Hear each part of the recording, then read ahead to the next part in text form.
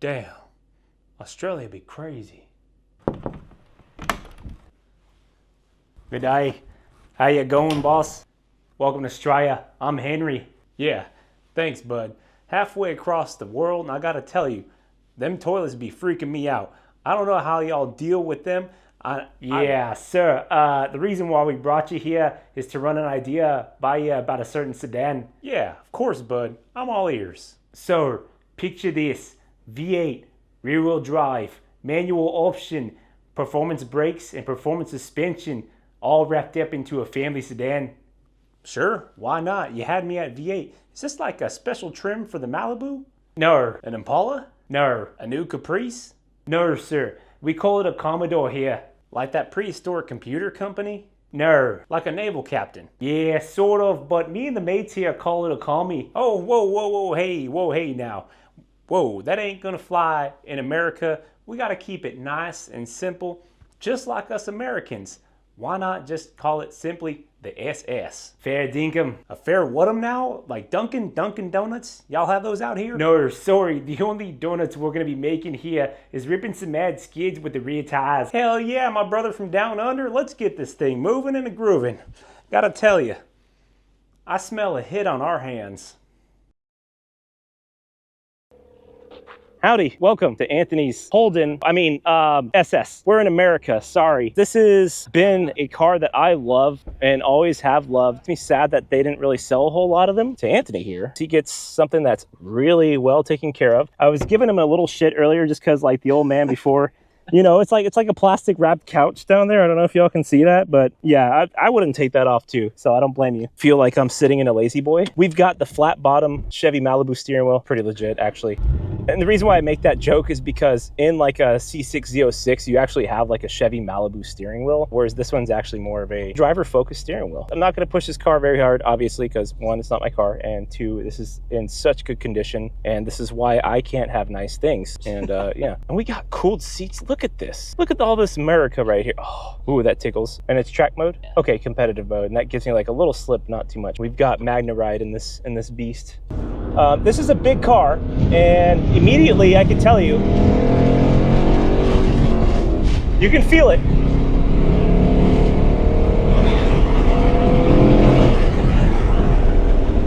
It's not, oh God, this motor's just insane.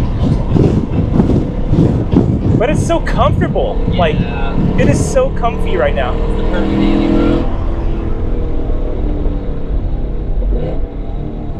Heel towing, not bad. Not bad at all. Clutch is light for a muscle car. It is.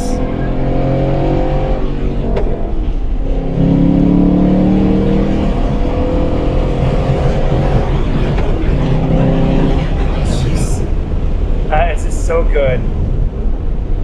Just a good old pushrod V8, so smooth. And we're in 4 doors. We're in a sedan. Obviously, I'm not going as hard as I do in the Miata up that. Yeah, you're good.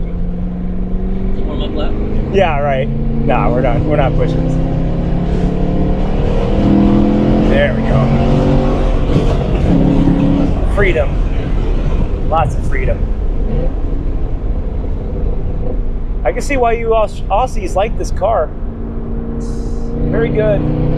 Because this technically was tuned by Australians, if I recall. Yeah, old Commodore. And the chassis is actually very compliant. I do feel the front end wanting to plow, and that's fine. I'm not even gonna downshift here because we have just so much torque. Like I am like sneezing on the throttle right now. Sorry for all the wind noise. I think you could literally keep this car in 3rd gear the whole time. Yeah. Now, all we gotta do is just find a way to get this set up with the motor in my Miata, and I will be right in the world. Oh, there's a company that does that, bro. Yep. Like 70 grand. Sarasota Performance, yeah. I think, and they bought the packages from Flying Miata. Yeah. And yeah, however, you're spending like That much money.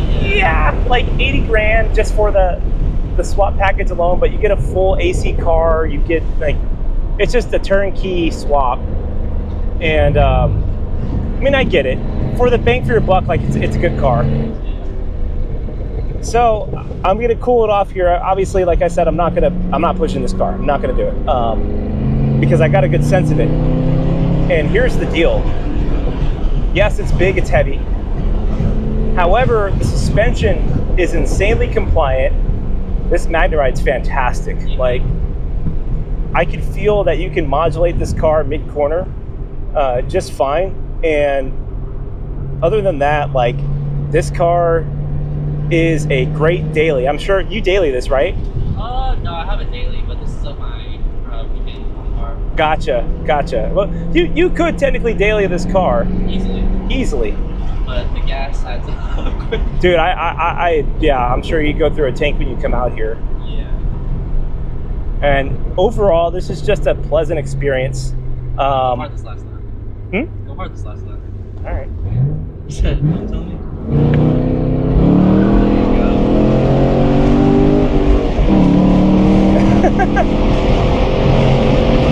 Okay. Woo. Big boy swinging. A little bit of understeer push, that's fine.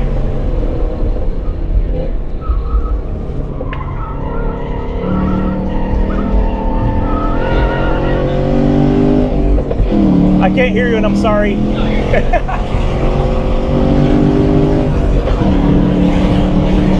Ooh, got a little wobbly there.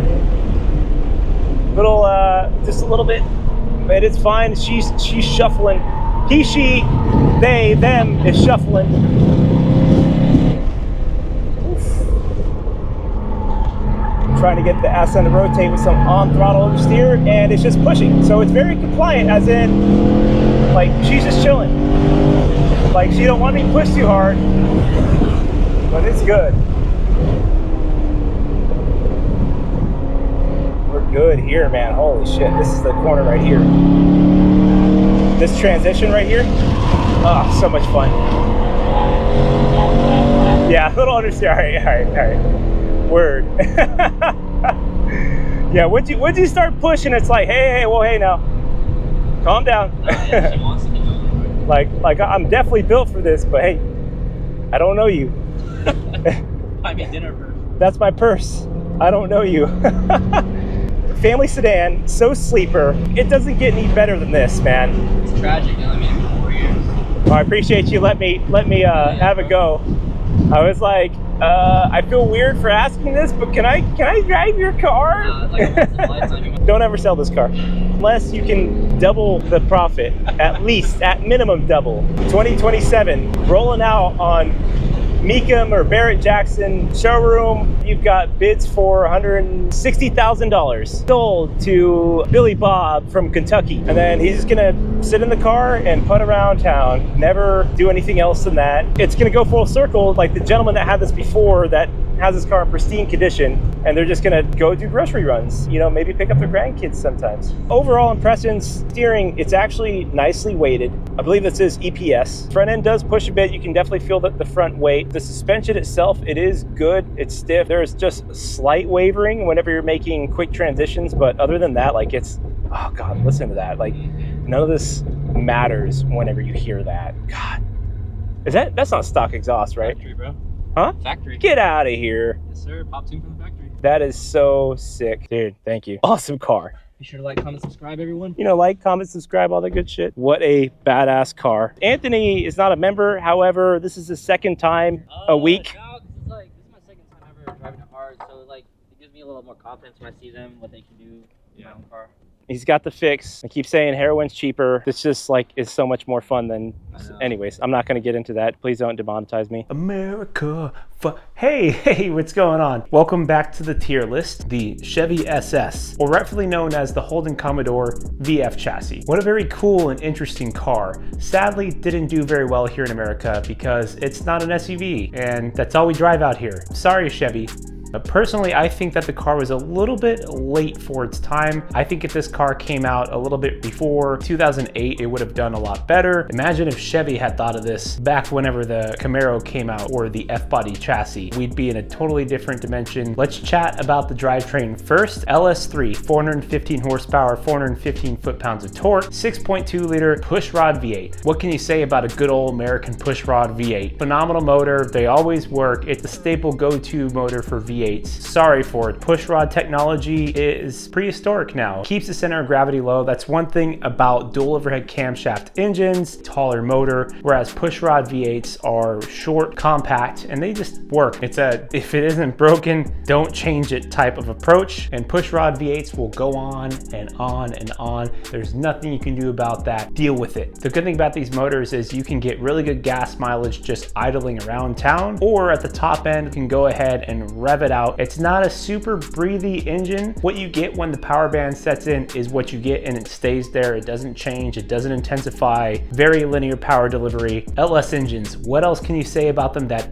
everyone doesn't already know? Transmission, TR6060, 6-speed, good old-fashioned manual transmission. It's pretty good. Decent amount of throw. The engagement is definitely there. It's not super tactile. However, it's not mushy either. It's a good transmission. The clutch had a nice weight to it. Wasn't too soft, wasn't too stiff, wasn't like the typical American V8 clutches to where you definitely cannot skip leg day. There's nothing wrong with that. Do not skip leg day. The differential I couldn't really feel out because I didn't really want to try and drift Anthony's car, who I just previously met like a week earlier. So I can't give you a good way of how it locks. However, when I did try to push a little bit more, it seemed to be very compliant. The suspension and steering. The steering is good, nicely weighted, has some decent feedback, good for EPS. It's nothing mind-blowing, also not too lightweight. It's just right. Not a crazy amount of feedback, but not too much loosey-goosey to where there's dead zone. Good. Not very good, it's good. The Magnaride suspension. You get Jekyll and Hyde here. Comfort mode, it's super smooth, lazy boy. And then in sport or competitive mode, track mode, gimmicks, the suspension is stiff, compliant, not a whole lot of rebound stiffness, not too crazy jarring, still very smooth, and you can actually tell a difference whenever changing modes. As I started to push the car a little bit more, you can definitely feel that there was a little bit of float, a little bit of wavering, but nothing too crazy to where it was like I'm sitting here in a boat rocking back and forth, even though this is a pretty healthy size car. The chassis is nice and rigid. There was a little bit floatiness. There's a little give to it.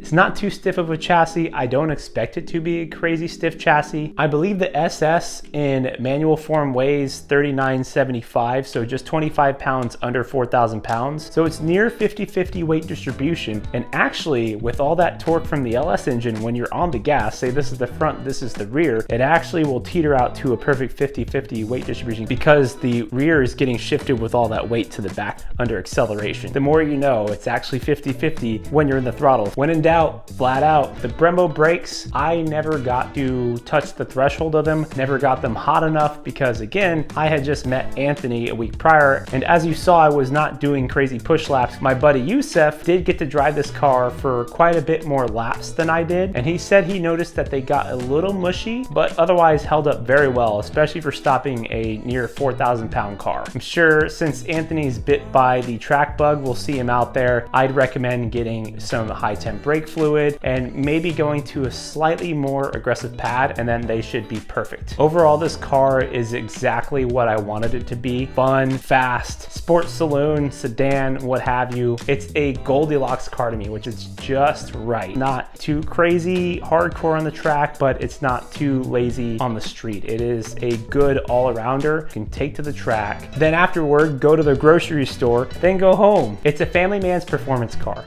And with that, let's go ahead and put it on the tier list. I really liked it. It didn't exceed anything for me, but it didn't waver on anything for me as well. In the current form, I'm gonna go ahead and place this car into C tier. Definitely not as hectic as the EcoBoost Mustang, not as crazy good as the GR86. It's a very good car. The sad thing about these cars is it's just too late for its time. Again, if this car came out in the late 90s, early 2000s, or even late 2000s, months, I think that we'd still have something like that to this day because sales numbers would have been good. It was such a very strange void for this car to come out into. I believe it was 2013 to 2017. I get it's a true Aussie car. It's not really an American car, but Aussies are basically just Texans with British accent that live in upside down realm. I want to give a huge shout out to Anthony for letting some random stranger come up and say, hey man, can I please drive your precious Chevy SS, something they don't make anymore and probably gonna appreciate and value. Thank you so much, Anthony. And thank you so much for watching this far. Thank you so much for being here. Let me know your thoughts on my tier placement of this car on the list. Don't forget to like and subscribe and help your boy out so I can continue making these and I can eventually reinvest in my channel and do what I actually want to do, which is build cool cars and go out and track them or drift them. And I want to share that with you guys. Thank you so much from the bottom of my heart. And until next time, bye. Sorry, that was kind of hard. Everything hurts. Don't get surgery and immediately film. Be sure to like and subscribe.